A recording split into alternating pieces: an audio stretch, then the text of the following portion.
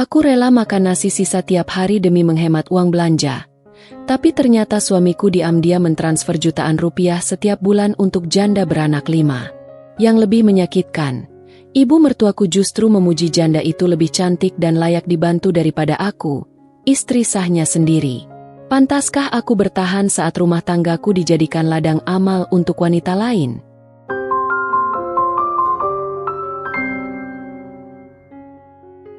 Suara gemericik air dari keran yang bocor di dapur menjadi musik latar yang menyesakkan dada pagi itu. Bunyinya teratur, tik tik tik, seolah sedang menghitung sisa-sisa kesabaran yang masih tersimpan di dalam dadaku. Aku berdiri mematung di depan meja makan kayu yang permukaannya sudah mulai terkelupas. Di depanku, sebuah magicom tua yang warnanya sudah menguning mengeluarkan uap tipis. Saat kubuka tutupnya, aroma nasi yang mulai berubah menjadi asam menyengat indera penciumanku. Hanya ada sisa nasi di pojokan panci, menguning dan mengeras. Sementara di dalam lemari es hanya tersisa 1 butir telur yang tampak kesepian di rak pintu plastik yang retak. Aku menghela napas panjang. Rasa lapar yang melilit perut sejak semalam coba kutekan dalam-dalam. Sebagai seorang istri, aku sudah terbiasa mendahulukan urusan perut suamiku, Aris. Dia harus berangkat kerja dengan tenaga penuh. Meskipun itu berarti aku hanya akan mengganjal perut dengan air putih dan sisa sianya saja.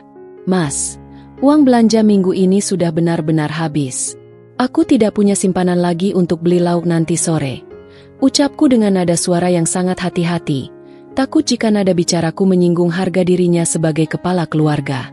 Aris yang sedang sibuk merapikan keras seragam pabriknya di depan cermin kusam tidak menoleh sedikit pun. Wajahnya datar, seolah kata-kataku hanyalah gangguan kecil yang tidak lebih penting dari posisi dasinya. Dia terdiam sejenak, lalu mendengus kasar. Habis lagi, Hana? Rasanya baru kemarin lusa aku kasih kamu 200.000 rupiah. Kamu pakai buat apa saja uang itu? Jangan jadi perempuan yang boros, dong. Kamu harusnya tahu kalau kondisi ekonomi kita ini sedang sulit. Jawabnya dengan nada dingin yang menusuk. 200.000 rupiah untuk kebutuhan 7 hari. Di kepalaku, aku langsung memutar memori tentang harga beras yang melonjak, harga minyak goreng yang tidak masuk akal, dan bumbu-bumbu dapur yang harganya terus merangkak naik. Aku ingin sekali berteriak di depan wajahnya, menunjukkan buku catatan kecil di laci dapur yang berisi rincian pengeluaran hingga kesatuan rupiah terkecil. Aku ingin dia tahu bahwa setiap butir nasi yang dia makan adalah hasil dari kepalaku yang berputar mencari diskon di pasar tradisional setiap subuh. Namun, semua kata itu tertahan di tenggorokan. Aku hanya bisa menunduk, meremas pinggiran dasterku yang warnanya sudah memudar dan jahitannya mulai terlepas di bagian saku. Aku cuma beli beras 5 kilogram, telur, dan sayur sop, Mas. Itu pun sudah aku irit-irit supaya cukup sampai hari Minggu. Aku tidak beli baju baru, aku tidak beli skincare, bahkan sabun mandiku pun sudah aku campur air supaya awet. Lirihku, air mata mulai menggenang di sudut mata tapi aku menolak untuk membiarkannya jatuh. Aris mengambil kunci motor di atas meja dengan gerakan kasar yang menimbulkan bunyi brak yang cukup keras. Dia berjalan melewatiku begitu saja, tanpa kecupan di kening, tanpa ucapan penyemangat, bahkan tanpa melirik sedikit pun ke arahku. Cari cara lainlah. Pinjam dulu ke ibu atau siapa. Aku lagi banyak pengeluaran mendesak di tempat kerja. Jangan buat kepalaku pusing pagi-pagi begini. Ketusnya sebelum melangkah keluar dan menutup pintu depan dengan dentuman yang memekakan telinga. Setelah suara deru mesin motornya menjauh dan hilang di tikungan gang, aku terduduk lemas di kursi kayu yang reot. Hatiku mencelos. Ada rasa curiga yang mulai tumbuh. Sebuah bibit keraguan yang selama ini coba ku tepis dengan rasa percaya. Banyak pengeluaran mendesak, katanya. Namun, aku tidak pernah melihat ada barang baru di rumah ini. Atap yang bocor di ruang tengah masih dibiarkan begitu saja, memaksa kami menaruh ember setiap kali hujan turun. Tagihan listrik pun seringkali menunggak hingga petugas datang membawa surat peringatan. Kemana perginya uang-uang itu? Sekitar pukul 10 pagi, saat aku sedang sibuk mencuci tumpukan pakaian dengan tangan agar hemat listrik, ibu mertuaku datang. Beliau masuk tanpa mengetuk pintu, seolah rumah ini adalah miliknya. Bukannya membawa bantuan atau sekadar buah tangan seperti yang dilakukan ibu-ibu pada umumnya, beliau justru datang dengan cibiran yang sudah siap di ujung lidah. Ibu mertua duduk di sofa ruang tamu yang busanya sudah kempes, menyapu pandangannya ke seluruh sudut ruangan dengan raut wajah menghina. Hana, kamu itu harusnya jadi istri bisa dandan sedikit. Lihat itu kulitmu, kusam sekali seperti orang tidak pernah mandi. Rambut awut-awutan. Baju cuma daster itu-itu saja. Pantas saja Aris malas berlama-lama di rumah kalau pemandangannya begini. Cetus ibu tanpa basa-basi. Aku menghentikan kegiatanku, menyeka keringat di dahi dengan punggung tangan yang masih basah oleh busa detergen. Aku tersenyum kecut sambil menyuguhkan segelas air putih. Karena memang hanya itu yang aku punya. Bagaimana mau dandan, Bu? Uang dari Mas Aris untuk makan saja sudah pas-pasan. Untuk beli bedak saja saya tidak berani. Ibu mertua tertawa meremehkan. Suara tawanya terdengar sangat menyakitkan. Seolah-olah kemiskinan yang kualami adalah sebuah lelucon baginya. Ah, kamu saja yang tidak bisa mengelola uang dengan benar. Aris itu anak yang berbakti. Gajinya itu besar. Dia pasti kasih uang banyak buat kamu. Mungkin kamu yang diam-diam kasih uang itu ke keluargamu di kampung, ya? Mengaku saja kamu. Tuduhan itu bagai sembilu yang mengiris jantungku. Aku ingin membantah, ingin menunjukkan betapa orang tuaku di kampung justru sering mengirimiku hasil kebun karena mereka tahu hidupku di kota tidaklah mudah.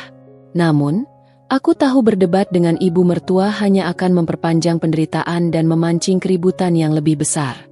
Namun, suasana berubah ketika ibu mulai menceritakan tentang seseorang yang namanya baru pertama kali kudengar dengan penekanan yang aneh. Tadi ibu mampir ke rumah Sari di blok sebelah.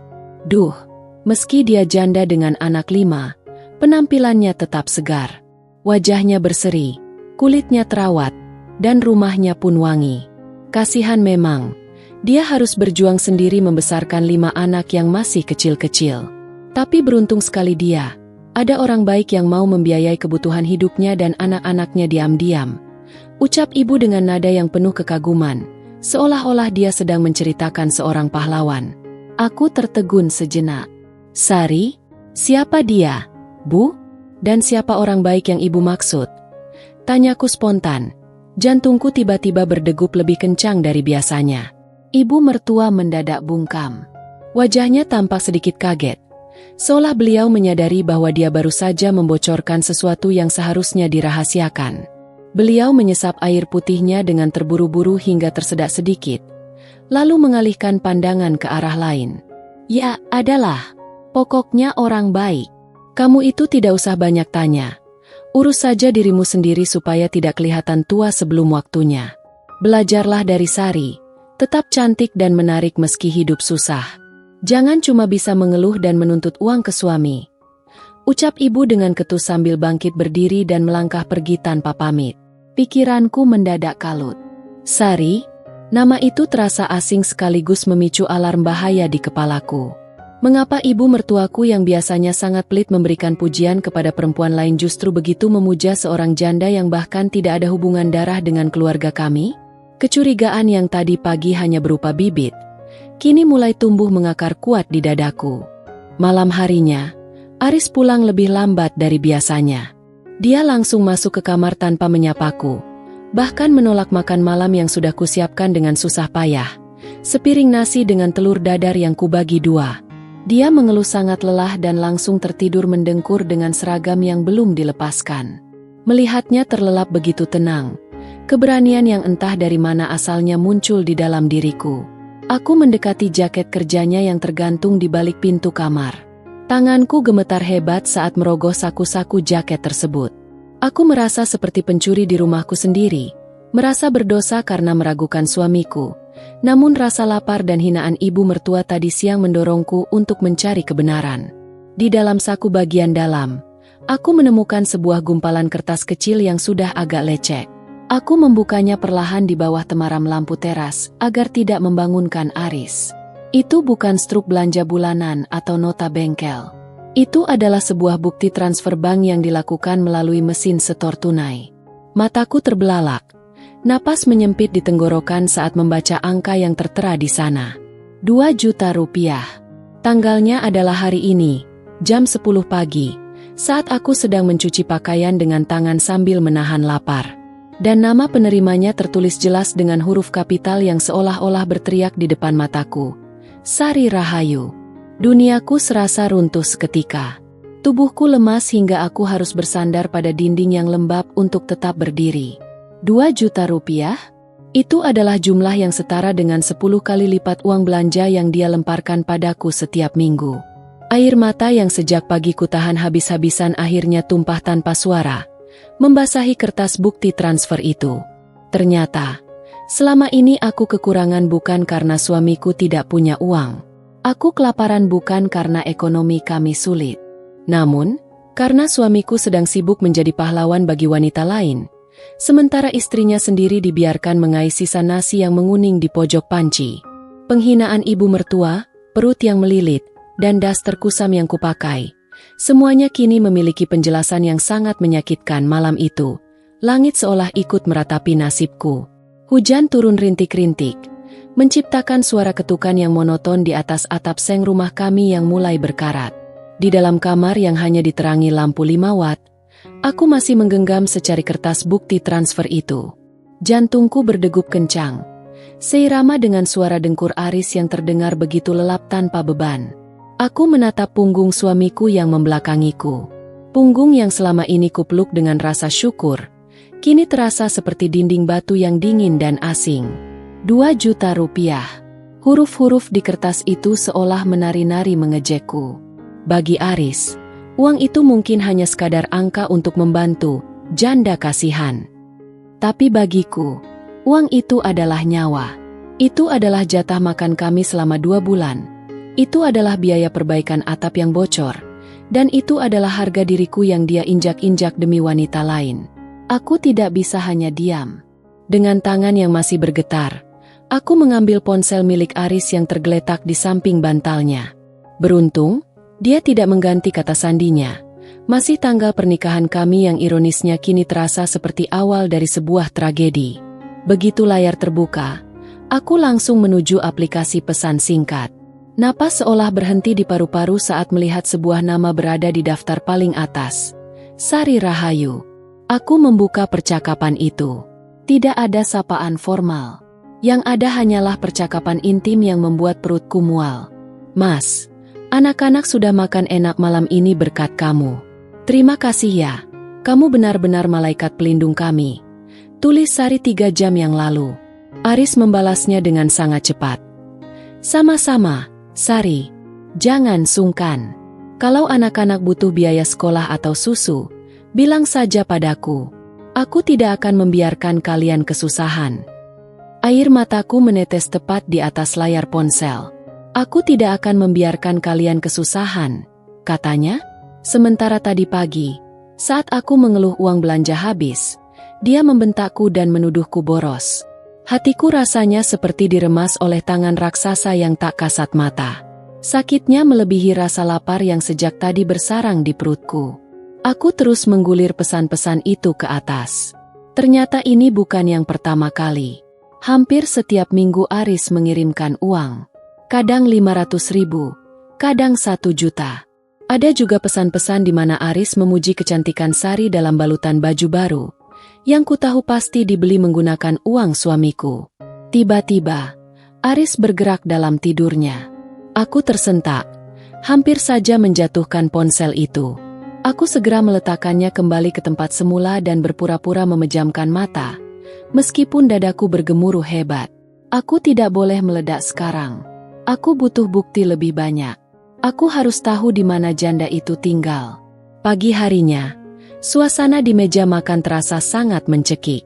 Aris duduk dengan tenang, menyantap telur dadar yang kusajikan. Dia tidak tahu bahwa separuh dari telur itu adalah bagianku yang sengaja tidak kumakan. Aku memperhatikannya dengan tatapan kosong. Kenapa lihat-lihat? Kamu belum mandi, ya? Wajahmu berantakan sekali. Han, pantas saja ibu bilang kamu harus lebih urus diri, ucap Aris sambil mengunyah. Suaranya terdengar sangat meremehkan. Mas, siapa Sari Rahayu? Tanyaku tiba-tiba. Suaraku datar, tanpa nada. Gerakan tangan Aris yang hendak menyuap nasi terhenti di udara. Matanya sedikit membelalak, tapi dengan cepat dia menguasai keadaan. Dia meletakkan sendoknya dengan denting yang cukup keras di atas piring. Siapa? Sari? Oh, itu sepupunya teman kantor.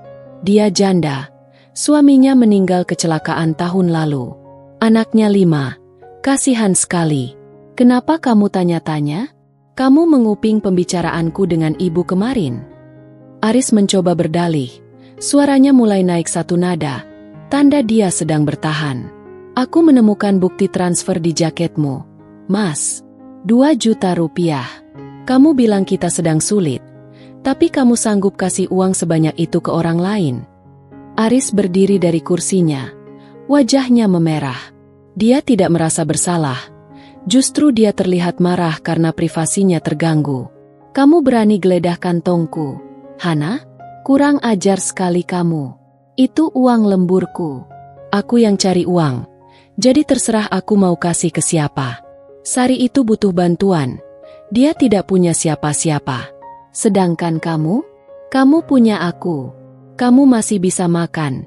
Masih punya rumah. Tapi aku makan nasi sisa. Mas, atap rumah kita bocor. Aku pakai daster robek. Teriakku. Akhirnya pertahananku runtuh. Air mata yang kupendam sejak semalam tumpah tak terbendung. Itu karena kamu tidak bisa bersyukur. Bentak Aris sambil memukul meja. Sari itu wanita hebat. Dia tidak pernah mengeluh meski hidupnya lebih susah dari kamu. Dia tetap cantik. Tetap lembut. Tidak seperti kamu yang isinya cuma protes dan protes. Setelah mengucapkan kalimat kejam itu, Aris menyambar tasnya dan pergi begitu saja. Dia meninggalkan piring yang masih berisi setengah makanan, meninggalkan aku yang hancur bersimbah air mata di lantai dapur. Baru saja Aris pergi, pintu depan diketuk dengan kasar. Itu ibu mertuaku. Beliau masuk dengan wajah yang lebih ketus dari biasanya. Sepertinya beliau sempat berpapasan dengan Aris di depan gang dan sudah mendengar apa yang terjadi. Hana, kamu apa-apakan Aris sampai dia pergi sambil marah-marah begitu? Teriak ibu mertua tanpa peduli aku sedang menangis. Bu, Mas Aris kasih uang 2 juta ke janda bernama Sari. Ibu tahu soal ini? Tanyaku sambil terisak. Ibu mertua melipat tangan di dada. Wajahnya tidak menunjukkan rasa simpati sedikitpun. Ya, ibu tahu. Ibu yang menyuruh Aris membantu Sari. Kasihan dia. Hana. Dia itu cantik, sopan, dan pintar mengambil hati orang tua. Tidak seperti kamu yang kusam dan hobinya cuma menguras dompet suami. Tapi itu hak saya sebagai istrinya. Bu, saya kelaparan di sini. Halah, cuma telat makan sedikit saja ribut. Sari itu punya 5 anak yang harus dikasih makan. Kamu, anak 1 saja belum bisa kasih. Harusnya kamu itu malu. Sudah tidak cantik, mandul pula. Kalimat, mandul, itu terasa seperti tamparan yang sangat keras. Kami sudah menikah 3 tahun dan belum dikaruniai anak. Tapi itu bukan kemauanku. Dan kini, hal itu dijadikan senjata untuk menghinaku. Ibu mertua melanjutkan dengan nada yang lebih tenang tapi sangat berbisa. Kalau kamu terus-terusan begini, jangan salahkan Aris kalau dia benar-benar membawa Sari masuk ke rumah ini. Sari jauh lebih pantas jadi istri pahlawan seperti Aris daripada perempuan pembangkang seperti kamu. Ibu mertua melenggang pergi, meninggalkanku dalam kehampaan yang luar biasa. Di tengah rasa sakit itu, sebuah api kemarahan mulai menyala di sudut hatiku. Mereka pikir aku akan diam saja diperlakukan seperti sampah? Jika mereka sangat menyukai Sari, maka aku akan melihat sendiri seperti apa malaikat yang mereka puja itu. Aku menghapus air mataku dengan kasar. Aku mengambil sisa uang di celengan ayamku, satu-satunya harta yang kupunya. Hari ini, aku tidak akan membeli beras. Aku akan mencari alamat Sari Rahayu. Aku akan melihat dengan mata kepalaku sendiri, kemana perginya kebahagiaan yang seharusnya menjadi milikku. Langkah kakiku terasa berat saat menyusuri ganggang sempit di Blok C, sebuah area yang hanya berjarak 15 menit jika menggunakan motor dari rumahku. Namun bagiku, Jarak ini terasa seperti melintasi dua dunia yang berbeda. Di kantong dasternya yang tertutup jaket usang, aku meremas secari kertas berisi alamat yang sempat kucatat secara diam-diam dari riwayat pengiriman paket di ponsel Aris tadi subuh. Hatiku berdegup kencang, seolah-olah setiap detaknya adalah vonis mati bagi pernikahanku. Aku terus bertanya-tanya dalam hati, seperti apa rupa wanita yang sanggup membuat suamiku menjadi buta? Sehebat apa dia hingga ibu mertuaku sudi merendahkan menantunya sendiri demi membela dia? Langkahku terhenti di depan sebuah pagar besi bercat putih yang masih nampak baru. Rumah itu memang tidak mewah, namun sangat terawat. Dindingnya dicat dengan warna krem yang lembut, berpadu dengan taman kecil di depannya yang dipenuhi bunga mawar dan melati yang harum. Sangat kontras dengan rumahku yang catnya sudah mengelupas dan halaman depannya hanya berisi tumpukan barang bekas yang tak sempat dibenahi Aris. Di teras rumah itu, aku melihat seorang wanita duduk di kursi rotan yang nyaman. Dia mengenakan gamis sutra berwarna merah muda yang nampak mahal, kulitnya putih bersih, dan wajahnya dipoles dengan riasan tipis yang membuatnya terlihat segar sekaligus elegan. Di sekelilingnya, 5 orang anak dengan rentang usia yang berbeda-beda sedang asyik bermain. Mereka mengenakan pakaian yang bagus, bersih, dan tampak sangat tercukupi gizinya. "Sari?" bisikku lirih. Nyaris tak terdengar. Aku segera bersembunyi di balik pohon besar di seberang jalan saat sebuah motor yang sangat kukenali berhenti di depan pagar itu. Jantungku serasa berhenti berdetak. Itu Aris. Dia datang dengan senyum lebar yang tidak pernah dia berikan padaku selama berbulan-bulan ini. Aris turun dari motor, membawa 2 kantong besar berisi makanan cepat saji dengan logo restoran terkenal yang harganya saja mungkin setara dengan uang belanja makanku selama 3 hari. Anak-anak itu langsung menyerbu Aris, memanggilnya dengan sebutan, "Om Baik." Sementara Sari berdiri dengan senyum tersipu yang sangat memuakan untuk kulihat. "Mas Aris, kok repot-repot lagi? Baru tadi pagi kan kamu kirim uang, sekarang sudah bawa makanan sebanyak ini," ucap Sari dengan suara yang lembut dan mendayu, tipe suara yang pasti akan membuat pria manapun merasa ingin menjadi pelindung. Aris tertawa kecil, tangannya mengacak rambut salah satu anak Sari dengan sayang. "Tidak apa-apa, Sari. Aku baru saja dapat bonus dari kantor. Lagi pula, aku tidak tega kalau membayangkan kalian makan seadanya. Aku ingin anak-anakmu tumbuh sehat." "Bonus?" Dadaku sesak mendengarnya. Aris bilang padaku bahwa bonus tahun ini ditiadakan karena efisiensi pabrik. Dia membohongiku mentah-mentah. Dia membiarkan istrinya mengais sisa nasi di rumah. Sementara di sini dia berpesta pora menjadi sosok ayah idaman bagi anak-anak wanita lain. Aku keluar dari persembunyianku. Rasa sakit yang tadi melumpuhkanku kini berubah menjadi amarah yang membara. Aku tidak lagi peduli dengan penampilanku yang kusam atau mataku yang sembab. Aku berjalan tegap menuju pagar rumah itu.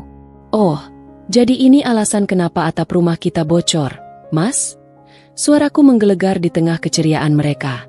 Seketika, suasana di teras itu membeku. Aris menoleh dengan wajah pucat pasi. Matanya membelalak seolah melihat hantu di siang bolong. Sari tampak terkejut dan segera menarik anak-anaknya ke belakang punggungnya, bersikap seolah-olah aku adalah penjahat yang mengerikan. "Hana, kenapa kamu ada di sini?" bentak Aris, namun suaranya bergetar karena malu dan kaget. "Kenapa? Kamu takut aku tahu kalau uang sekolah yang kamu bilang tidak ada itu ternyata lari ke sini? Kamu takut aku tahu kalau alasan kamu selalu pulang malam bukan karena lembur, tapi karena sibuk mengurusi janda ini?" Aku menunjuk Sari dengan jari yang gemetar karena emosi. Sari mulai mengeluarkan air mata buaya. "Mas Aris, ini siapa? Apa ini istri kamu yang sering kamu ceritakan itu?" "Maafkan saya, Mbak, saya tidak bermaksud." "Jangan panggil aku Mbak. Kamu wanita tidak tahu malu. Kamu makan dari hasil keringat suamiku, sementara aku kelaparan di rumah," teriakku histeris. Aris maju dan mencengkeram lenganku dengan kasar, menarikku menjauh dari pagar rumah Sari. "Cukup, Hana. Jangan bikin malu di depan umum. Kamu lihat Sari, dia sedang kesusahan. Mana rasa empati kamu sebagai sesama perempuan?" Empatiku hilang saat aku tahu suamiku lebih sayang pada anak orang lain daripada istrinya sendiri. "Mas, Kamu kasih dia 2 juta. Sementara buat makan aku saja kamu harus mengumpat dan menghina. Tiba-tiba, dari arah dalam rumah, muncul ibu mertuaku. Aku terperangah. Ternyata ibu juga ada di sana. Beliau keluar sambil membawa segelas teh manis. Nampak sangat nyaman seolah berada di rumah sendiri. Ada apa ini ribut-ribut? Oh, kamu, Hana. Sudah kuduga kamu akan berbuat onar. Ucap ibu mertua dengan tatapan menghina. Beliau berjalan mendekati Sari dan merangkul bahunya seolah sedang melindungi anak kandungnya sendiri. Lihat Sari, dia sampai ketakutan begini. Kamu itu memang istri pembawa sial. Hana, sudah miskin hati, kasar lagi. Ibu membela dia? Ibu lebih memilih janda ini daripada menantu ibu sendiri yang sudah melayani anak ibu selama 3 tahun. Tanyaku dengan suara serak, hampir habis karena menahan tangis. Ibu mertua mendengus. Menantu? Menantu yang tidak bisa kasih cucu buat apa dipelihara? Sari ini meski janda, dia subur. Anak-anaknya pintar. Dan yang paling penting, dia cantik dan tahu cara menghargai laki-laki. Tidak seperti kamu yang cuma bisa bikin darah tinggi. Aris melepaskan cengkeramannya di lenganku, lalu menatapku dengan tatapan yang sangat asing. Pulang, Hana. Pulang sekarang atau aku tidak akan pernah pulang ke rumah itu lagi. Aku butuh ketenangan, dan ketenangan itu tidak ada pada kamu. Duniaku benar-benar gelap saat itu. Aku berdiri sendirian di tengah jalan, sementara suamiku, ibu mertuaku, dan wanita itu masuk ke dalam rumah dan menutup pintu pagar dengan rapat. Mereka kembali ke dalam istana yang dibangun di atas penderitaanku, meninggalkanku di bawah terik matahari dengan hati yang telah mati. Aku berbalik dengan lunglai. Di tengah keputusasaan itu, aku menyadari satu hal. Berteriak-teriak tidak akan membuat mereka sadar. Menangis tidak akan membuat mereka iba. Jika mereka ingin aku pergi, aku akan pergi. Tapi tidak dengan tangan kosong. Aku berjalan pulang dengan kaki yang terasa seperti diseret di atas aspal panas. Pandanganku kabur oleh air mata yang terus mengalir. Namun hatiku terasa aneh. Ada rasa dingin yang mulai membeku di sana. Bayangan Aris yang tertawa bersama anak-anak Sari, serta pelukan hangat ibu mertua kepada wanita itu, terus berputar di kepalaku seperti kaset rusak yang menyakitkan. Sampai di depan rumah, aku melihat bangunan kecil itu dengan tatapan yang berbeda. Rumah ini, yang dulu kuanggap sebagai surga kecil tempatku mengabdi, kini tak lebih dari sebuah penjara pengap yang dipenuhi kebohongan. Aku masuk ke dalam, melihat ember-ember plastik yang masih berjajar di ruang tamu untuk menampung tetesan air dari langit-langit yang bocor. Betapa bodohnya aku. Aku selama ini sibuk menambal lubang di rumah ini, sementara suamiku sibuk membangun istana untuk orang lain. Aku berjalan menuju dapur, menatap sisa nasi yang tadi pagi ku tinggalkan. Dengan tangan gemetar, aku mengambil piring itu dan membuang isinya ke tempat sampah. Aku tidak akan lagi memakan sisa-sisa. Aku tidak akan lagi hidup dari remah-remah belas kasihan laki-laki yang sudah mematikan perasaanku. Saat aku sedang terduduk di lantai dapur yang dingin, suara motor Aris terdengar berhenti di depan. Jantungku berdegup kencang, tapi kali ini bukan karena takut, melainkan karena amarah yang tertahan. Aris masuk ke rumah dengan wajah yang masih merah padam. Dia membanting kunci motor di atas meja makan hingga menimbulkan suara dentuman yang keras. "Puas kamu? Puas sudah mempermalukan aku di depan Sari dan ibu?" bentaknya tanpa basa-basi. Aku berdiri perlahan, menatap matanya dalam-dalam. "Mempermalukanmu? Mas, kamu sendiri yang mempermalukan dirimu dengan menjadi pahlawan kesiangan buat janda itu, sementara istrimu sendiri hampir mati kelaparan." Aris tertawa sinis. Sebuah tawa yang sangat melukai jiwaku. "Halah, jangan berlebihan. Kamu masih hidup, kan? Kamu masih punya atap buat berteduh. Sari itu tidak punya siapa-siapa. Hana, dia janda anak 5. Mana rasa kemanusiaanmu?" "Ibu benar. Kamu itu egois. Kamu cuma memikirkan perutmu sendiri." "Lalu siapa yang memikirkan perutku, Mas?" "Kamu. Uang 2 juta itu, Mas, itu hakku. Itu uang hasil keringatmu yang harusnya kamu gunakan untuk memperbaiki rumah ini, untuk memberi makan istrimu yang sah. Suaraku meninggi, pecah di udara yang terasa semakin sesak. Aris mendekat. Wajahnya hanya berjarak beberapa senti dari wajahku. Bau napasnya yang harum makanan cepat saji tadi siang tercium jelas. Kontras dengan perutku yang hanya berisi air putih sejak pagi. Dengar ya, Hana. Aku adalah kepala keluarga di sini. Aku bebas menentukan kemana uangku pergi. Dan kalau kamu terus-terusan jadi istri yang merepotkan dan pencemburu seperti ini, jangan salahkan aku kalau aku benar-benar menikahi Sari secara sah. Setidaknya dia tahu cara berterima kasih. Tidak seperti kamu yang cuma bisa mengeluh. Berikut adalah bab 4. Di bab ini, emosi Hana mulai bertransformasi dari kesedihan mendalam menjadi sebuah tekad yang dingin dan sunyi. Bab 4. Runtuhnya langit di atas kepala. Aku berjalan pulang dengan kaki yang terasa seperti diseret di atas aspal panas. Pandanganku kabur oleh air mata yang terus mengalir. Namun hatiku terasa aneh. Ada rasa dingin yang mulai membeku di sana.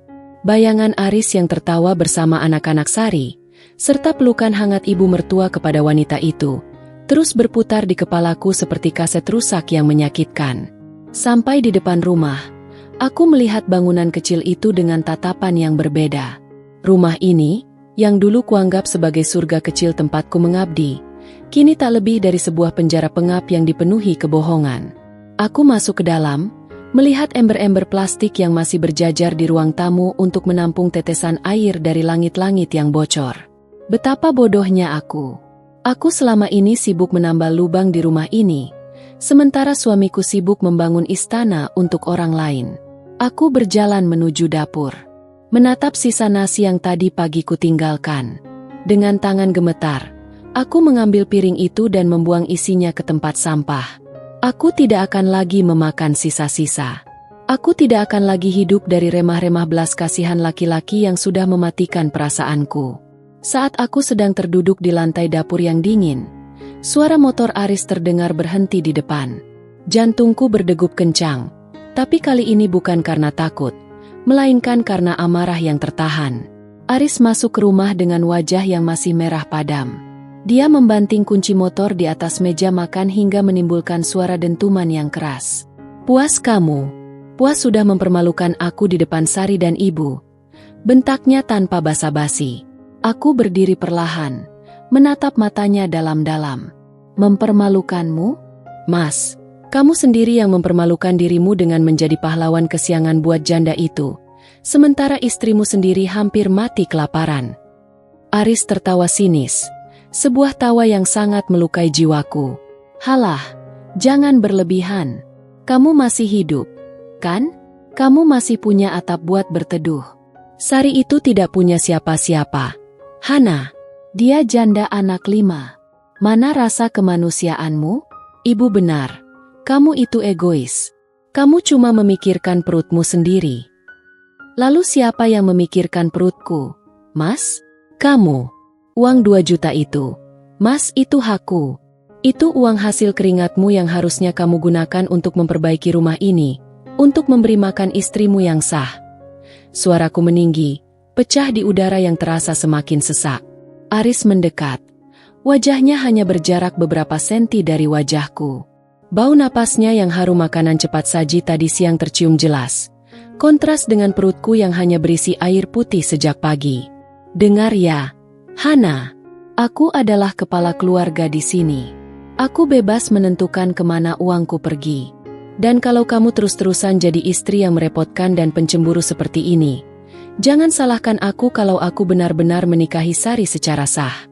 Setidaknya dia tahu cara berterima kasih, tidak seperti kamu yang cuma bisa mengeluh."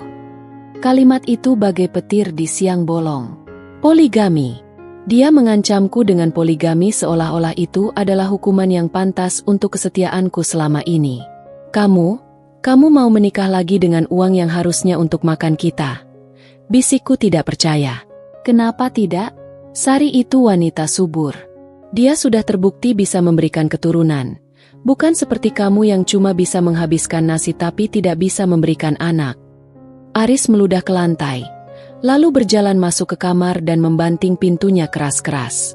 Aku jatuh terduduk di kursi kayu yang reot. Tubuhku gemetar hebat. Rasa sakit itu kini mencapai puncaknya, berubah menjadi mati rasa yang mengerikan.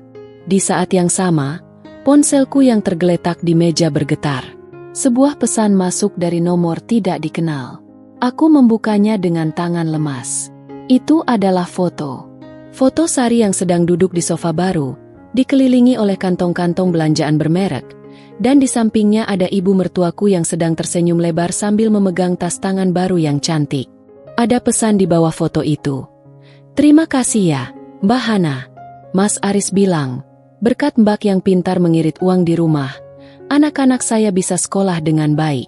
Mas Aris memang laki-laki yang sangat bertanggung jawab. Darahku mendidih. Ini bukan lagi sekadar bantuan kemanusiaan. Ini adalah penghinaan yang direncanakan. Sari sengaja mengirimkan pesan itu untuk menghancurkanku, dan ibu mertuaku adalah bagian dari skenario busuk ini. Malam itu, aku tidak tidur. Aku duduk di kegelapan ruang tamu, mendengarkan suara tetesan air hujan yang kembali jatuh ke dalam ember. Tik tik tik. Aku menyadari bahwa aku tidak bisa lagi hanya diam dan menangis. Jika Aris menganggapku sebagai beban yang tidak berguna karena aku tidak memiliki uang dan kecantikan seperti Sari, maka aku akan membuktikan padanya betapa berartinya beban yang selama ini menyangga hidupnya. Aku beranjak menuju lemari di sudut ruangan, mengambil sebuah kotak kayu kecil yang kusembunyikan di balik tumpukan kain spray lama. Di dalamnya terdapat buku tabungan atas namaku sendiri, sebuah tabungan rahasia yang kuisi dari hasil jerih payahku menerima jahitan baju secara sembunyi-sembunyi selama 2 tahun terakhir. Jumlahnya memang tidak seberapa, tapi cukup untuk membuatku bertahan hidup selama beberapa bulan tanpa Aris. Aku juga mengambil surat tanah rumah ini. Aris mungkin lupa, atau mungkin dia terlalu sombong untuk ingat, bahwa rumah kecil yang kami tempati ini adalah warisan dari almarhum ayahku. Suratnya masih atas namaku. Selama ini aku membiarkan dia merasa sebagai raja di sini karena aku menghargainya sebagai suami. Tapi sekarang, raja itu sudah mengkhianati ratunya. Aku menatap pintu kamar yang tertutup rapat. Di dalamnya, Aris mungkin sedang bermimpi tentang masa depannya dengan Sari. Dia tidak tahu bahwa besok pagi, dunia yang dia banggakan akan mulai runtuh. "Kamu ingin jadi pahlawan, Mas? Silakan. Jadilah pahlawan untuk mereka. Tapi jangan harap bisa pulang ke rumah ini lagi," bisikku pada kegelapan malam. Tekadku sudah bulat. Aku akan menuntut apa yang menjadi hakku. Aku akan menunjukkan pada ibu mertuaku dan janda pujaan mereka, bahwa perempuan yang mereka hina kusam ini memiliki taring yang bisa menghancurkan keangkuhan mereka dalam sekejap. Besok, tidak akan ada lagi nasi sisa yang menanti Aris di meja makan. Yang ada hanyalah sebuah kenyataan pahit yang tidak akan pernah bisa dia bayar dengan uang 2 juta rupiah. Pagi itu, udara terasa jauh lebih dingin dari biasanya, namun kepalaku terasa sangat jernih. Tidak ada lagi air mata yang membasahi bantal. Aku bangun sebelum fajar menyingsing, bukan untuk menyiapkan kopi kesukaan Aris atau menggorengkan telur untuknya, melainkan untuk mengemasi dokumen-dokumen penting yang selama ini tersimpan rapi di dasar lemari. Aku menatap Aris yang masih terlelap dengan mulut sedikit terbuka.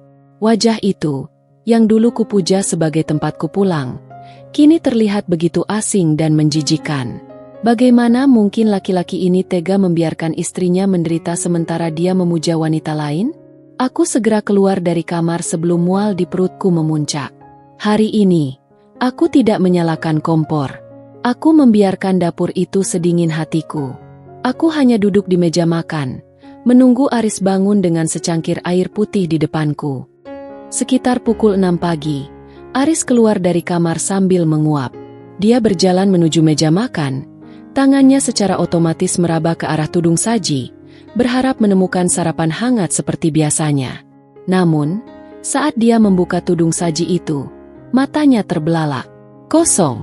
Hanya ada piring kosong yang berdebu. "Hana, mana sarapanku? Kenapa meja kosong begini?"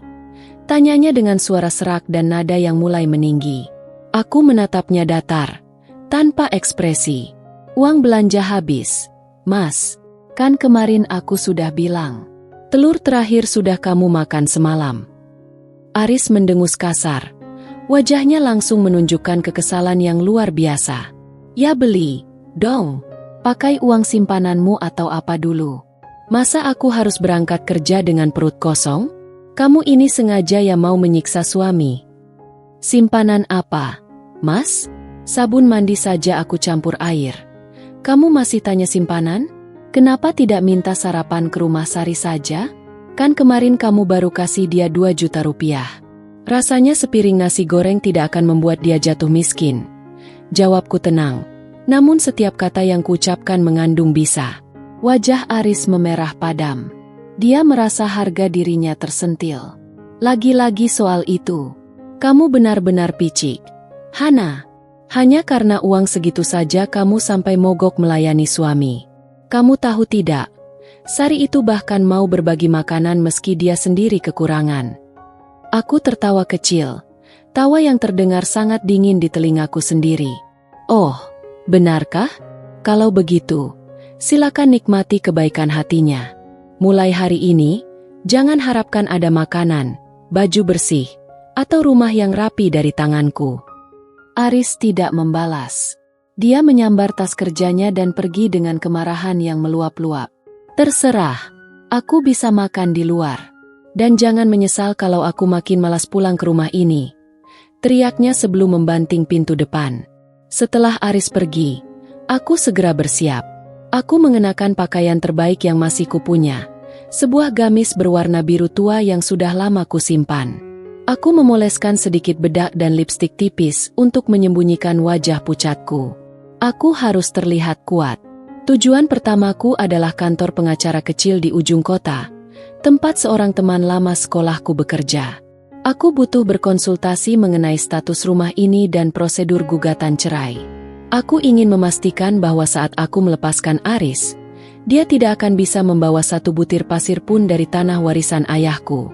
Sepulang dari sana, aku dikejutkan dengan kehadiran ibu mertuaku di teras rumah. Beliau berdiri sambil berkacak pinggang, menatapku dari ujung kepala sampai ujung kaki dengan tatapan penuh selidik. Wah, dari mana kamu, Hana? Tampil rapi begini. Sementara suamimu mengadu padaku kalau dia berangkat kerja tanpa sarapan? Kamu benar-benar sudah tidak punya tata krama ya? Semprot ibu mertua saat aku baru saja turun dari angkutan umum. Aku menarik napas panjang, mencoba menjaga ketenangan. Saya habis mengurus urusan penting, Bu. Dan soal sarapan, Mas Aris sudah punya banyak uang untuk beli di luar. Ibu sendiri yang bilang, Aris itu anak berbakti dan gajinya besar. Ibu mertua melangkah mendekat. Jarinya menunjuk tepat di depan hidungku. Kamu jangan melawan, ya. Tadi aku habis dari rumah Sari. Kasihan dia, anak bungsunya sedang demam. Aris tadi sempat mampir sebentar untuk memberikan uang tambahan buat berobat. Kamu harusnya malu, Hana. Di saat wanita lain berjuang untuk anaknya, kamu malah kelayapan tidak jelas. Hatiku bagai dihantam godam. Anak bungsu Sari demam, dan Aris memberikan uang lagi? Di hari yang sama saat dia membentakku karena tidak ada sarapan? Kebencian di dadaku kini sudah meluap hingga ke tenggorokan. Kalau begitu, kenapa ibu tidak suruh Mas Aris tinggal di sana saja? Urus janda itu dan kelima anaknya sekalian. Ucapku dengan suara bergetar namun tajam. Ibu mertua tersenyum sinis, sebuah senyuman yang meremehkan martabatku sebagai istri. Memang itu rencananya. Aris sudah bilang padaku, dia berniat mengambil Sari sebagai istri kedua. Dia butuh keturunan, Hana, sesuatu yang tidak bisa kamu berikan. Sari cantik, subur, dan yang paling penting, dia tidak sekasar kamu. Jadi ibu mendukung poligami ini? Tentu saja. Ibu ingin cucu. Dan kalau itu artinya Aris harus punya istri 2, ibu tidak keberatan.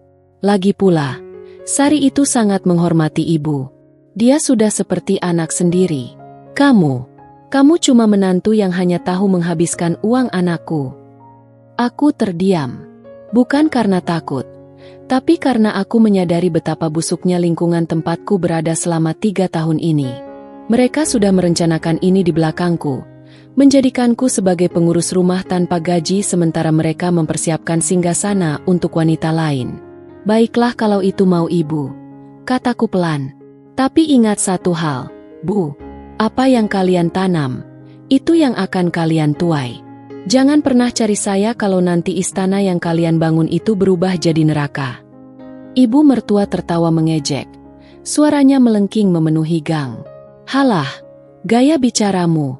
Memangnya kamu punya apa tanpa Aris? Kamu itu cuma benalu. Tanpa uang Aris, kamu akan jadi gelandangan. Setelah menghinaku habis-habisan, ibu mertua pergi dengan perasaan menang. Aku masuk ke dalam rumah, mengunci pintu, dan jatuh terduduk di balik pintu yang dingin. Aku memejamkan mata, membayangkan hari-hari sulit yang akan datang. Konflik ini belum mencapai puncaknya. Aris belum tahu bahwa rumah ini bukan miliknya. Ibu mertua belum tahu bahwa janda pujaan mereka hanyalah lubang hitam yang akan menghisap seluruh harta Aris hingga tak bersisa. Dan aku sedang menyiapkan surat-surat yang akan meledakkan kesombongan mereka tepat di pertengahan bulan nanti. Malam itu, Aris tidak pulang. Sebuah pesan masuk ke ponselku dari nomor Aris. Aku menginap di rumah ibu. Aku lelah dengan drama kamu. Jangan cari aku sebelum kamu bisa berubah jadi istri yang baik. Aku hanya tersenyum getir membaca pesan itu. Dia pikir dia menghukumku dengan tidak pulang. Padahal dia baru saja memberiku kebebasan untuk mengemasi barang-barangnya ke dalam kardus. 2 hari telah berlalu sejak Aris memutuskan untuk tidak pulang ke rumah. Suasana di dalam rumah kecil ini terasa begitu hampa. Namun entah mengapa, aku merasa jauh lebih tenang. Tidak ada lagi bau keringat laki-laki yang tak menghargaiku. Tidak ada lagi suara bentakan yang menggema di dapur. Dan yang paling penting, tidak ada lagi sandiwara melayani suami yang hatinya telah dicuri wanita lain. Aku baru saja selesai merapikan beberapa berkas di atas meja makan ketika suara deru mobil terdengar berhenti tepat di depan pagar. Jantungku berdesir. Mobil. Aris tidak punya mobil. Dia hanya punya motor tua yang cicilannya pun seringkali aku yang bantu tutupi dari uang jahitan. Aku berjalan menuju jendela dan menyibak tirai usang dengan perlahan. Mataku membelalak. Di sana, Aris turun dari sebuah mobil sewaan berwarna hitam dengan wajah yang tampak sangat bangga. Namun, dia tidak sendiri. Dari pintu sebelah kiri, turunlah Sari. Dia mengenakan baju baru yang nampak sangat mahal, lengkap dengan tas jinjing yang senada. Di belakang mereka, ibu mertuaku turun dengan wajah berseri-seri, menggandeng 2 anak terkecil Sari. Darahku mendidih seketika. Mereka datang dengan keberanian yang luar biasa, seolah-olah tempat ini adalah panggung sandiwara yang sudah mereka kuasai. Aku membuka pintu depan sebelum mereka sempat mengetuknya. "Mau apa kalian kesini?" tanyaku dengan suara rendah, namun penuh penekanan. Aris menatapku dengan pandangan meremehkan. Dia tidak lagi menunjukkan rasa bersalah. Sebaliknya, dia melangkah masuk tanpa permisi, diikuti oleh Sari yang memasang wajah kasihan yang sangat kubenci. Aku datang untuk mengambil keputusan. "Hana, kamu lihat Sari? Dia baru saja diusir oleh pemilik kontrakannya karena pemiliknya ingin menjual tanah itu. Aku tidak mungkin membiarkan wanita sebaik dia dan anak-anaknya terlunta-lunta di jalan," ucap Aris dengan nada memerintah. Aku mengerutkan kening. "Lalu apa urusannya denganku?" Ibu mertua maju ke depan, mendorong bahuku agar menyingkir dari jalan. "Apa urusannya? Tentu saja mereka akan tinggal di sini. Rumah ini cukup besar kalau kamu mau sedikit mengalah. Sari akan tinggal di kamar belakang dengan anak-anaknya, dan kamu tetap di kamar depan. Mulai sekarang, kalian harus belajar hidup rukun sebagai madu." Aku terperangah. Rasanya seperti ada petir yang menyambar tepat di atas kepalaku. "Madu, Mas, kita bahkan belum bicara soal poligami secara sah, dan kamu sudah mau membawa wanita ini tinggal di sini." "Hana, jangan egois," bentak Aris. "Ini rumahku. Aku yang bayar listrik dan air di sini selama bertahun-tahun. Aku punya hak untuk membawa siapapun masuk ke rumah ini. Sari sudah setuju untuk membantumu mengurus rumah. Dia pintar memasak, tidak seperti kamu yang kerjanya cuma masak telur dan nasi sisa." Sari mendekat ke arahku, mencoba menyentuh lenganku dengan tangan yang jemarinya dihiasi cincin emas baru, Cincin yang sangat kuyakin dibeli dengan uang yang harusnya untuk memperbaiki atap kami. Mbak Hana, tolong jangan marah ya. Saya tidak punya pilihan lain. Saya janji akan jadi adik yang baik untuk Mbak. Anak-anak saya juga butuh tempat berteduh yang layak. Ucap Sari dengan suara yang dibuat-buat serak, seolah dia adalah korban paling menderita di dunia. Aku menepis tangannya dengan kasar.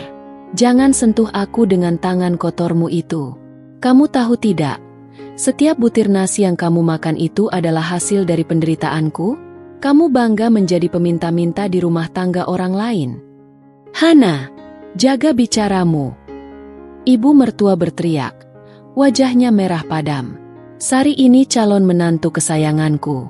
Dia jauh lebih berharga daripada istri mandul seperti kamu. Kalau kamu tidak suka mereka tinggal di sini, silakan kamu yang pergi. Toh, kamu tidak punya apa-apa di sini selain daster-daster busukmu itu. Aris mengangguk setuju dengan ucapan ibunya. Dia menatapku dengan dingin, seolah aku adalah orang asing yang mengganggu kenyamanannya. Benar apa kata ibu? Aku sudah lelah dengan sikapmu. Kalau kamu mau tetap jadi istriku, terima Sari di sini. Kalau tidak, pintu keluar selalu terbuka. Aku tidak butuh istri yang hanya bisa menuntut tanpa bisa memberikan keturunan. Aku menatap mereka satu persatu. Aris, suamiku yang sudah hilang akal. Ibu mertuaku, wanita yang hatinya sudah membatu karena keserakahan. Dan Sari, janda yang sedang tersenyum tipis di balik wajah polosnya. Sebuah senyum kemenangan yang sangat jelas ditujukan kepadaku.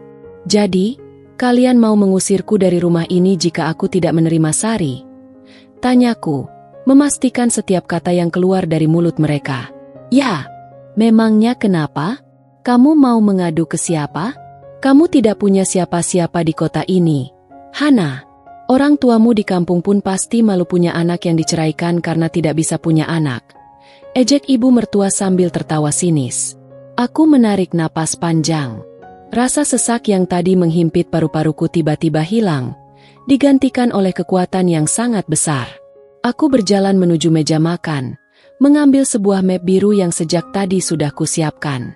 Mas Aris, Ibu, ada satu hal yang mungkin kalian lupakan karena kalian terlalu sibuk menghitung kecantikan Sari dan menghina kekuranganku. Ucapku sambil membuka map itu dengan tenang. Aku mengeluarkan sebuah dokumen asli dengan segel resmi negara dan meletakkannya di atas meja, tepat di depan wajah Aris yang masih tampak congkak. Ini adalah sertifikat hak milik tanah dan bangunan ini. Silakan baca namanya baik-baik. Apakah tertulis nama Aris Wijaya di sana? Aris mengerutkan kening. Dia menyambar kertas itu dengan kasar.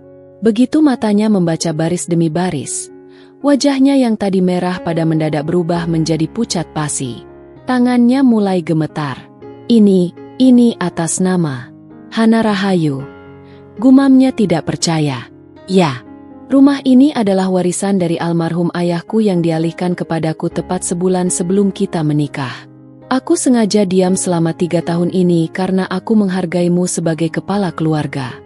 Aku ingin kamu merasa bahwa ini adalah rumah kita bersama. Tapi ternyata, harga diriku yang kupertaruhkan untukmu justru kamu injak-injak demi wanita lain. Suaraku bergetar bukan karena sedih, tapi karena kekuatan yang akhirnya meledak. Ibu mertua merebut kertas itu dari tangan Aris. Tidak mungkin. Ini pasti palsu. Aris, kamu bilang ini rumahmu. Aku tidak pernah bilang itu rumahku. Bu, aku cuma bilang aku yang mengurus semuanya. Aris berseru panik. Matanya menatapku dengan tatapan memohon yang menjijikan.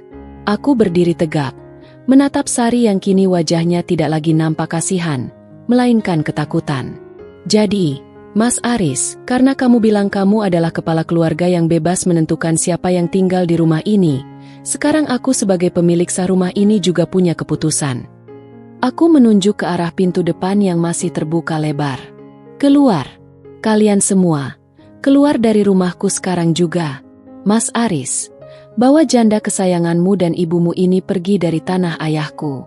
Jika dalam 10 menit kalian masih ada di sini, aku akan menelepon polisi dan melaporkan kalian atas tindakan masuk tanpa izin dan perbuatan tidak menyenangkan. Suasana yang tadi penuh dengan kesombongan, kini berubah menjadi kekacauan yang memuaskan. Ini adalah awal dari kehancuran mereka. Dan aku tidak akan pernah menoleh ke belakang lagi. Keluar. Aku bilang keluar sekarang juga. Teriakku. Suaraku menggema di setiap sudut ruangan yang selama 3 tahun ini menjadi saksi bisu kesabaranku yang tak bertepi. Aris mematung. Wajahnya yang tadi penuh keangkuhan kini tampak seperti kertas kusut. Dia menatap sertifikat di tangan ibunya. Lalu menatapku seolah-olah aku adalah orang asing yang baru saja menodongkan senjata ke jantungnya. Sementara itu, Sari, si janda yang tadi berlagak bak permaisuri, mendadak mundur selangkah, meremas tas tangan barunya dengan wajah yang berubah drastis menjadi pucat. Hana, tunggu, kita bisa bicarakan ini baik-baik. Kamu tidak perlu sampai mengusir ibu dan Sari seperti ini. Suara Aris mulai melunak, berubah menjadi nada memohon yang terdengar sangat menjijikkan di telingaku. Ibu mertua, yang agaknya belum bisa menerima kenyataan pahit ini, membanting sertifikat itu ke atas meja.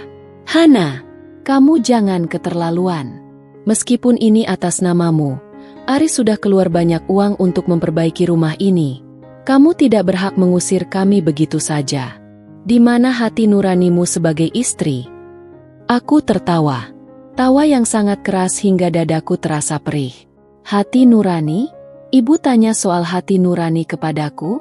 Setelah ibu menghinaku mandul? Setelah ibu membela janda ini dan menyuruh suamiku menikah lagi dengan uang yang bahkan untuk makan saja aku tidak punya? Di mana hati nurani ibu saat itu? Keributan di dalam rumah rupanya memancing perhatian tetangga. Beberapa orang mulai berkumpul di depan pagar, berbisik-bisik melihat mobil sewaan dan pemandangan yang tidak biasa itu. Aku sengaja tidak menutup pintu. Aku ingin semua orang tahu siapa pahlawan mereka yang sebenarnya. Dengar semuanya. Teriakku ke arah luar, membuat Aris panik luar biasa. Hana, tutup pintunya. Jangan buat malu. Aris mencoba mendekat untuk menutup pintu, namun aku mendorongnya dengan sekuat tenaga. Kenapa, Mas? Takut. Takut orang-orang tahu kalau selama ini kamu membiayai janda ini dengan cara membiarkan istrimu kelaparan. Aku menoleh ke arah kerumunan tetangga. Lihat laki-laki ini. Dia suamiku. Dia bilang tidak punya uang untuk benerin atap. Tapi dia sanggup kasih jutaan rupiah untuk wanita ini setiap bulan. Dia bilang aku boros. Padahal aku makan nasi sisa supaya dia bisa traktir anak-anak wanita ini makan enak. Sari mulai menangis sesenggukan, menutup wajahnya dengan tangan. Mbak, tolong jangan begini, saya hanya butuh bantuan. Butuh bantuan atau butuh ATM berjalan? Sari? Potongku tajam. Aku sudah melihat pesan-pesanmu di ponsel Aris. Kamu meminta baju baru, kamu meminta uang sekolah anak-anakmu, dan kamu bahkan meminta perhiasan sementara aku di sini mencuci baju dengan tangan sampai kulitku pecah-pecah karena kita tidak punya uang untuk beli mesin cuci. Salah satu tetangga, Bu RT yang memang sudah lama curiga, berteriak dari luar. Oalah, pantesan saja Mas Aris sering kelihatan di rumah janda itu kalau malam. Ternyata begitu kelakuannya. Wajah Aris merah padam, antara marah dan malu yang teramat sangat. Dia menatap Sari yang terus menangis, lalu menatap ibunya yang mulai kehilangan kata-kata. Hana, cukup. Aku mengaku salah. Aku akan minta Sari pergi sekarang, tapi tolong jangan usir aku. Aris mencoba meraih tanganku, namun aku mundur dengan jijik. Terlambat. Mas. Kamu sudah memilih dia.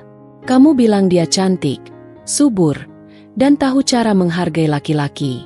Jadi sekarang, silakan pergi bersama dia. Bawalah ibumu yang sangat memujanya itu. Biarkan Sari yang melayani ibu, biarkan Sari yang memberi ibu cucu, dan mari kita lihat berapa lama kecantikan Sari bertahan kalau kamu tidak lagi punya rumah untuk ditinggali. Ibu mertuaku maju, mencoba menyerangku dengan kata-kata terakhirnya. Kamu akan menyesal, Hana. Tanpa Aris, kamu bukan siapa-siapa. Kamu hanya wanita kusam yang tidak laku. Keluar dari tanah ayahku, Bu. Sekarang, aku menunjuk pintu dengan jari gemetar. Atau aku benar-benar akan melaporkan Mas Aris atas penggelapan uang rumah tangga yang dia pakai untuk wanita lain. Aris yang mendengar kata, lapor polisi, seketika lemas. Dia tahu posisinya kalah telak. Dengan langkah gontai, dia menyeret tas yang tadi dibawanya. Sari, yang menyadari bahwa posisinya sebagai calon permaisuri telah runtuh, segera menarik anak-anaknya keluar dengan wajah tertunduk malu, menghindari tatapan sinis para tetangga yang kini sudah terang-terangan menyoraki mereka. Ibu mertuaku keluar dengan menghentakkan kaki, masih sempat-sempatnya meludah ke arah teras rumahku. "Ayo Aris, Sari, kita pergi. Masih banyak rumah yang lebih bagus dari gubuk bocor ini."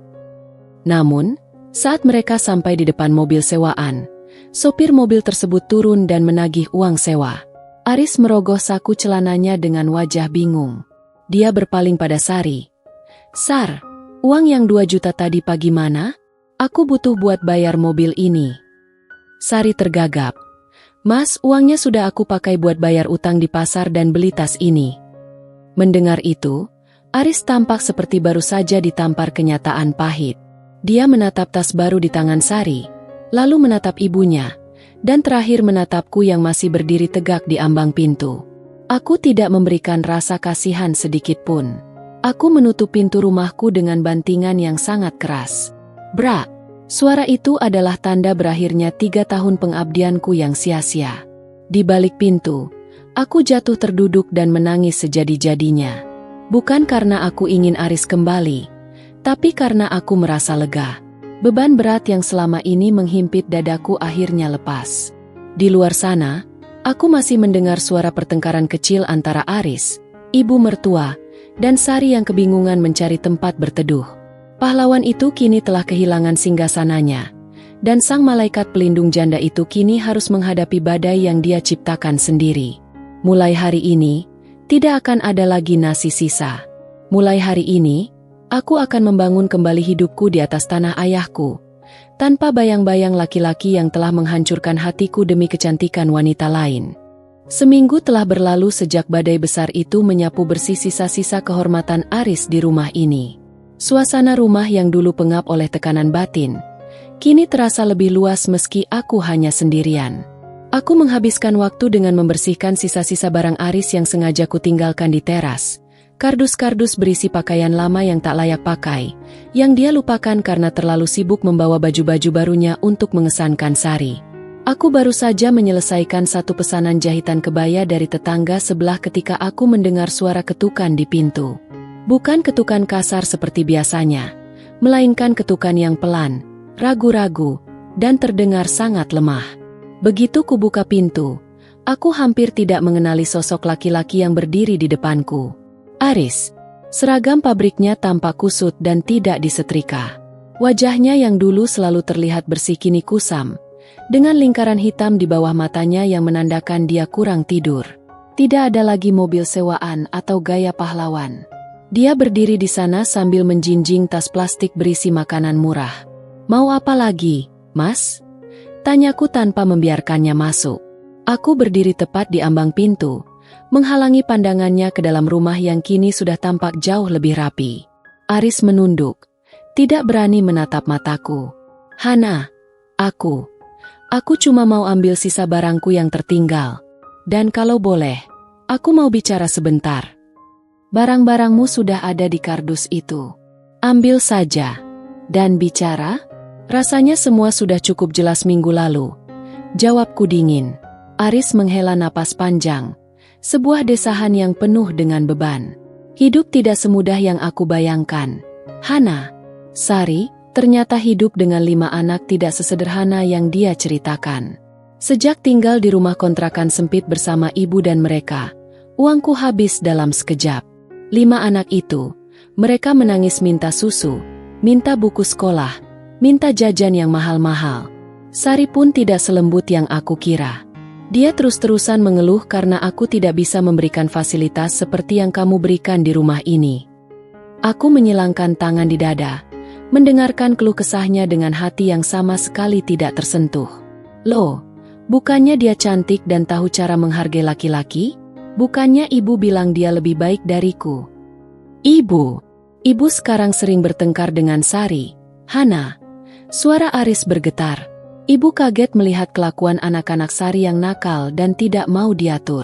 Sari juga sering membentak ibu kalau ibu tidak mau membantu mengurus rumah. Sekarang mereka berdua sama-sama menuntut uang dariku.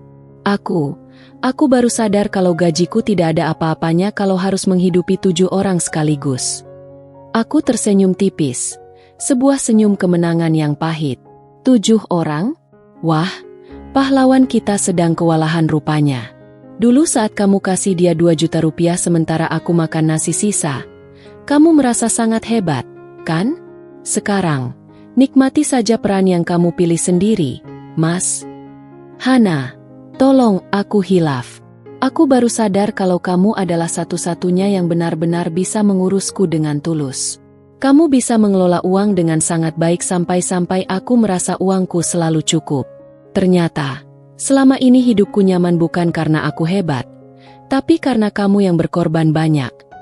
Aris mencoba meraih tanganku. Matanya mulai berkaca-kaca. Bisa tidak kita mulai lagi? Aku akan tinggalkan Sari. Aku akan suruh ibu pulang ke kampung. Kita mulai dari awal di rumah ini. Aku janji akan memperbaiki atapnya. Aku janji akan memberimu uang belanja yang cukup. Aku menarik tanganku dengan cepat. Seolah-olah kulitku baru saja tersentuh benda yang beracun. Mulai dari awal? Mas, kamu pikir hatiku ini seperti semen yang bisa kamu retakkan lalu kamu tambal sesuka hati? Kamu mengusirku dari rumahku sendiri demi janda itu. Kamu menghinaku mandul di depan banyak orang. Dan sekarang, setelah kamu merasa tercekik oleh beban yang kamu pilih sendiri, kamu mau kembali padaku karena butuh manajer keuangan gratis? Bukan begitu. Hana, aku sayang kamu. Bohong, teriakku. Suaraku memecah keheningan sore itu. Kamu tidak sayang padaku. Kamu hanya sayang pada kenyamanan yang aku berikan. Kamu rindu baju-bajumu yang selalu rapi. Kamu rindu makanan hangat yang selalu ada meski uangnya mepet. Dan kamu rindu rumah yang tenang tanpa tangisan 5 anak orang lain. Itu bukan cinta, Mas. Itu egois. Tiba-tiba, dari ujung gang, terdengar suara teriakan yang melengking. Itu Sari. Dia datang sambil menggendong anaknya yang paling kecil. Diikuti oleh 3 anak lainnya yang sedang berlarian dan berteriak-teriak. Wajah Sari tampak sangat marah.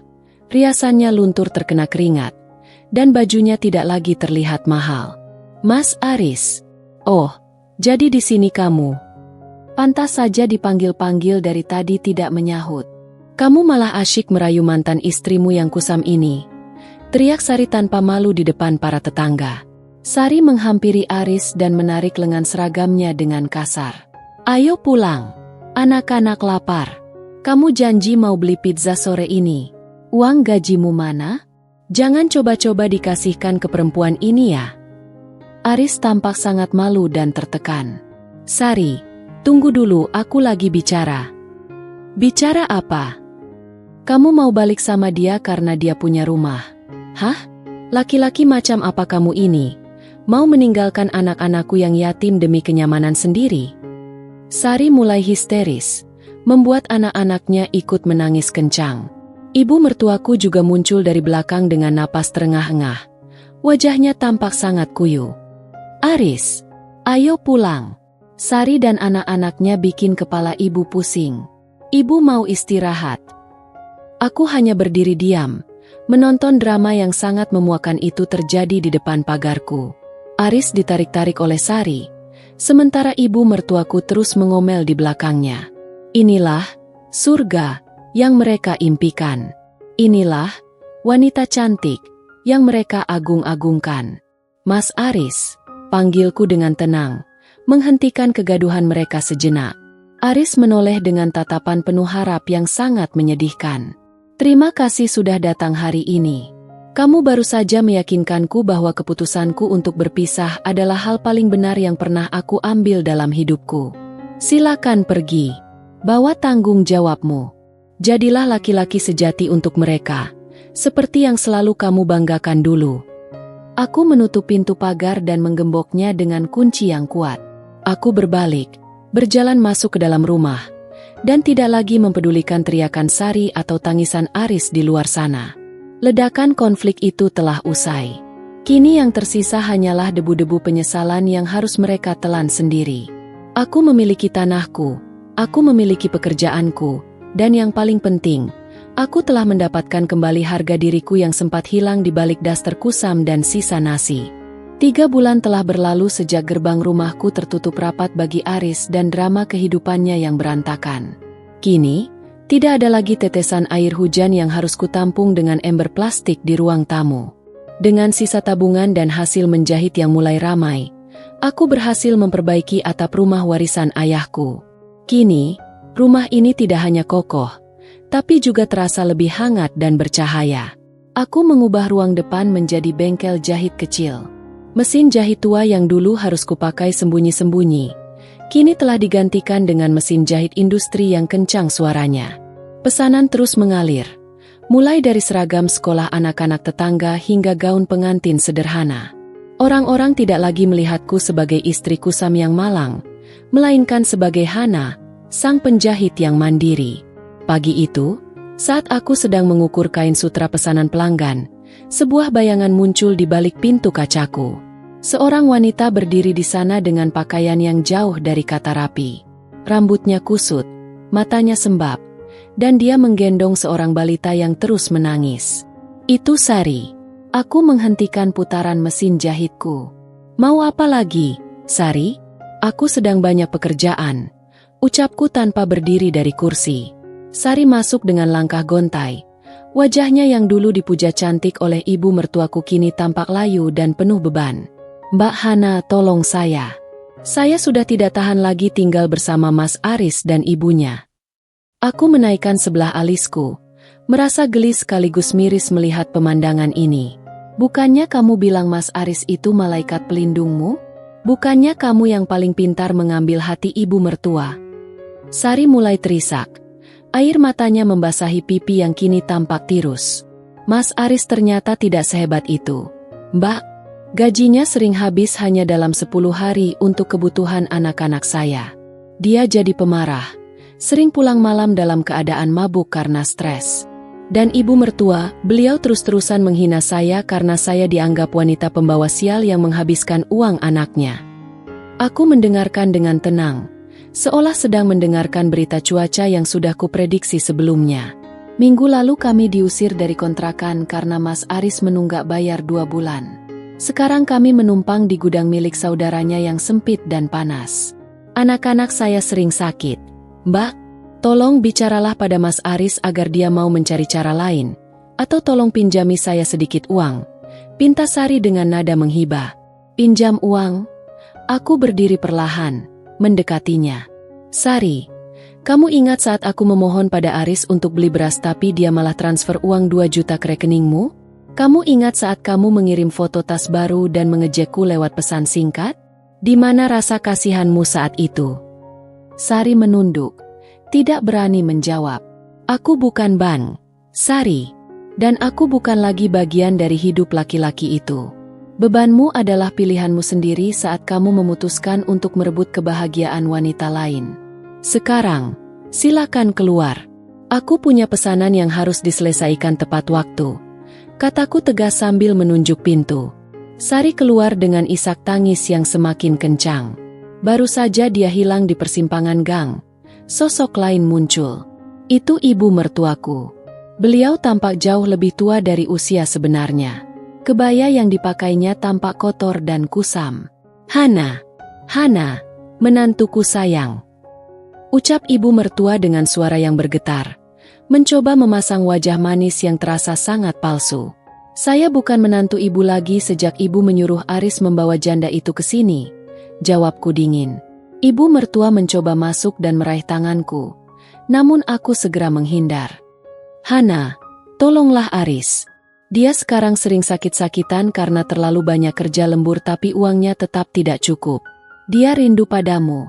Hana, dia bilang hanya kamu yang bisa mengurusnya dengan benar. Kembalilah padanya. Usir saja janda itu dari hidup Aris. Ibu akan mendukungmu. Aku menatap wanita di depanku ini dengan rasa takjub. Bagaimana mungkin seseorang bisa begitu tidak tahu malu? Ibu yang dulu memuja Sari karena dia subur dan cantik.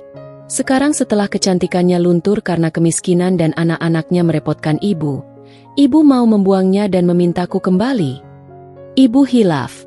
Hana, ibu salah menilai orang. Ternyata Sari itu hanya mau uang Aris saja. Dia malas, tidak mau mencuci baju, tidak mau memasak untuk ibu. Tolonglah, Hana, kasihanilah Aris. Kasihan. Aku tersenyum pahit. Siapa yang kasihan padaku saat aku makan nasi sisa di dapur ini sendirian? Siapa yang kasihan padaku saat ibu menghinaku mandul di depan tetangga? Sekarang, biarlah Aris menikmati hasil baktinya pada ibu dan pilihannya pada Sari. Saya sudah bahagia dengan hidup saya sekarang. Aku merogoh saku dasternya yang baru, mengeluarkan uang Rp50.000 dan meletakkannya di atas meja. Ini untuk ongkos ibu pulang ke kampung. Jangan datang lagi ke sini. Rumah ini sudah tidak ada hubungannya dengan keluarga Wijaya. Ibu mertua menatap uang itu dengan mata berkaca-kaca. Mungkin baru menyadari bahwa kemewahan dan cucu yang dia impikan dari Sari hanyalah fata morgana yang menghancurkan hidup anak laki-lakinya sendiri.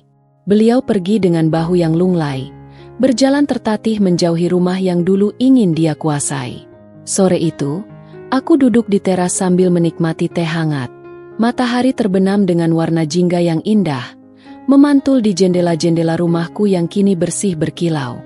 Aku menyadari bahwa kesabaran memang pahit, namun buahnya sangat manis bagi mereka yang berani berdiri tegak di atas kaki sendiri. Aku tidak lagi membenci mereka. Rasa benci itu sudah hilang bersama debu yang kusapu setiap pagi. Yang tersisa hanyalah rasa syukur karena Tuhan telah melepaskanku dari lingkaran setan penuh kebohongan. Hidupku baru saja dimulai, dan kali ini, akulah pahlawan bagi diriku sendiri. 1 tahun telah berlalu sejak badai itu benar-benar mereda. Rumah warisan ayahku kini bukan lagi sekadar rumah kecil yang bocor di sana-sini. Berkat kerja keras dan ketekunanku mengembangkan usaha jahitan, aku berhasil merombak bangunan ini menjadi sebuah butik sederhana namun elegan yang kuberi nama Hana Gallery. Pagi ini, suasana butik sangat ramai. Beberapa pelanggan setia datang untuk mengambil pesanan seragam kantor dan kebaya pesta. Aku tidak lagi memakai daster kusam yang warnanya memudar. Kini, aku mengenakan setelan kerja yang rapi. Wajahku segar dengan binar kebahagiaan yang tulus, bukan riasan untuk menutupi kesedihan. Kulitku yang dulu dibilang kusam oleh ibu mertua, kini nampak sehat dan bercahaya karena aku punya waktu dan biaya untuk merawat diri. Saat sedang melayani pelanggan, seorang kurir mengantarkan sebuah surat resmi.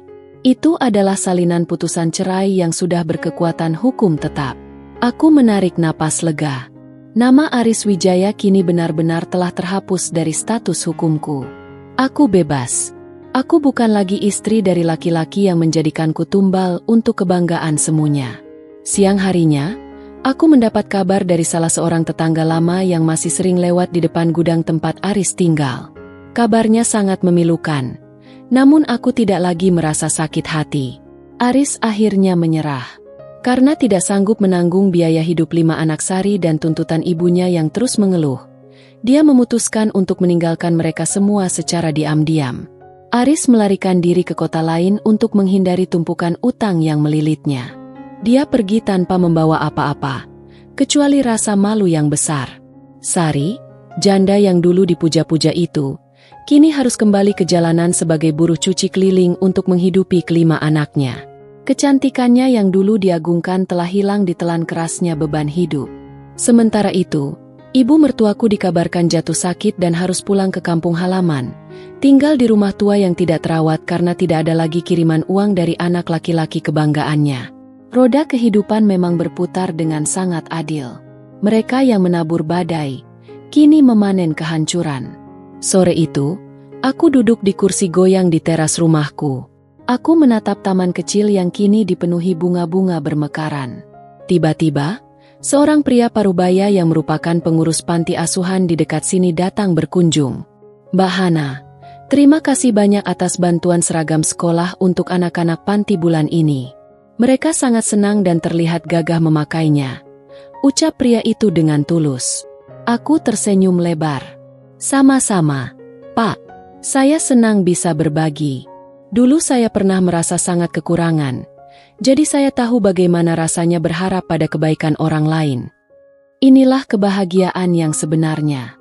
Memberi bukan karena ingin dipuji sebagai pahlawan, tapi memberi karena hati yang penuh dengan rasa syukur. Aku memang tidak memiliki anak dari rahimku sendiri, namun sekarang aku memiliki puluhan anak di panti asuhan yang memanggilku, Ibu Hana, dengan mata berbinar-binar penuh harapan. Aku teringat pada sisa nasi yang dulu sering kumakan sendirian di dapur yang gelap. Kini, meja makanku selalu penuh dengan makanan sehat yang bisa kunikmati bersama teman-teman atau tetangga yang mampir. Aku tidak lagi merasa kesepian, karena rumah ini sekarang dipenuhi oleh energi positif dan cinta yang nyata. Tiba-tiba, ponselku berdering. Sebuah pesan singkat masuk dari nomor asing yang sudah sangat kukenal polanya. Itu dari Aris. "Hana, maafkan aku. Aku sekarang tidak punya apa-apa. Bolehkah aku pulang sebentar saja hanya untuk makan masakanmu? Aku lapar, Hana." Aku menatap pesan itu tanpa getaran di dada. Tidak ada amarah, tidak ada pula rasa iba yang membutakan. Aku menghapus pesan itu tanpa membalasnya, lalu memblokir nomor tersebut selamanya. Rumah ini bukan lagi tempat untukmu, Mas. Di sini bukan lagi tempat penampungan bagi laki-laki yang hanya datang saat lapar dan pergi saat merasa hebat. Bisikku pada angin sore. Aku berdiri, melangkah masuk ke dalam butikku, dan menutup pintu dengan lembut. Cahaya matahari senja masuk melalui jendela kaca yang besar, menerangi setiap helai kain yang sedang kugarap. Masa laluku telah selesai, dan masa depanku baru saja membentangkan sayapnya dengan sangat indah. Aku, Hana Rahayu, telah berhasil membuktikan bahwa martabat seorang wanita tidak ditentukan oleh berapa banyak uang yang diberikan suaminya, tapi oleh seberapa besar dia menghargai dirinya sendiri saat dunia mencoba menjatuhkannya. Tamat.